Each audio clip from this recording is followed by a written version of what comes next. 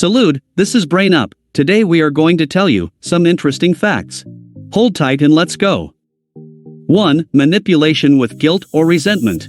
The use of resentment or guilt is one of the surest techniques for manipulating a loved one. The image of the unhappy victim often gives its bearer dividends in the form of unspoken authority and reparations. It happens that a person has been living in the role of the victim for years and has gotten used to it, but in others he no longer arouses sympathy and desire to help, but on the contrary, provokes irritation and even aggression, because in fact, strange as it may sound, it is always the victim at the top of the pyramid in the family system. Such a person influences others through their feelings of guilt. Over time, the people involved in this game become directly or semi-consciously aware of this manipulation and respond to it with aggression.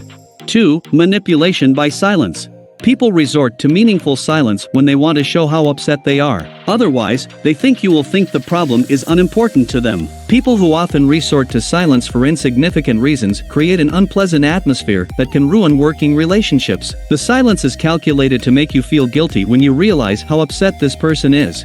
3. Manipulation of love. If you love, then. This manipulation is designed for loved ones who have a positive attitude toward the manipulator. The fear of being rejected and losing love has been strong in people since childhood. Many parents have carelessly tried to manipulate their child by saying, "If you won't listen to me, do what I say, etc. I'll stop communicating with you, loving you, caring about you."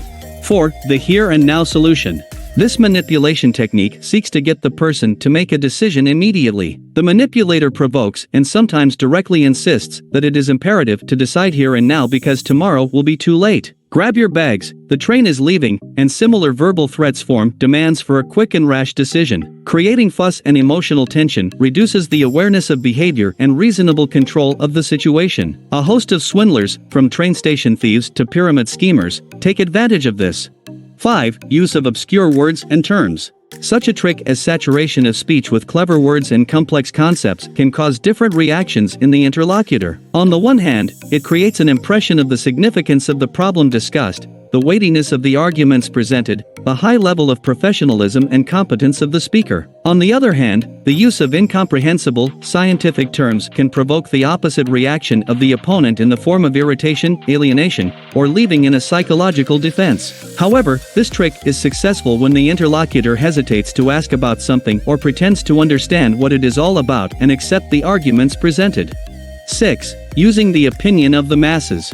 When using this technique, the selection of judgments, statements, phrases is carried out, creating the impression that everyone does so. The message, for example, can begin with, "All normal people understand that," or "No sane person would object that," etc. By means of a common platform, the person is induced to feel confident that the majority of members of a particular social community, with which he identifies himself or whose opinion is significant to him, accept similar values, ideas, programs.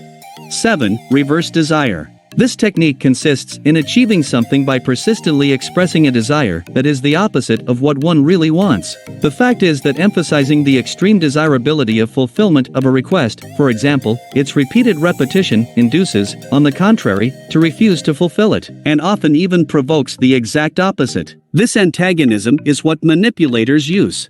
8. Foot in the door. This method of manipulation is often used by market traders and salespeople. It consists in first persuading the seller not to buy, but only to try on his goods. In this case, there is a simple but effective trap for the mind. On the one hand, we are not offered anything dangerous or bad, and we seem to be completely free to make any decision. But as soon as we taste or wear what is offered, the salesman immediately asks another tricky question. How was it? It is not easy to answer in the negative to such a question, especially if you have already tried on the product and liked it. Most often, in such a situation, of course, you answer in the affirmative, and thus as if given involuntary consent to the purchase. Although it seems to be a question of taste or appearance, there is actually another question behind the seller's interest. Will you buy it?